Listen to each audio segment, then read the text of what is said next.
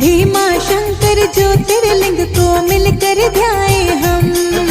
भीमा शंकर ज्योतिर्लिंग को मिलकर ध्याए हम।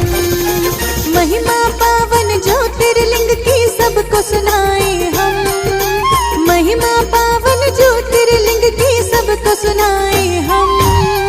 भीमा शंकर ज्योतिर्लिंग को मिलकर ध्याए हम। भीमा शंकर ज्योतिर्लिंग को मिलकर ध्याए हम।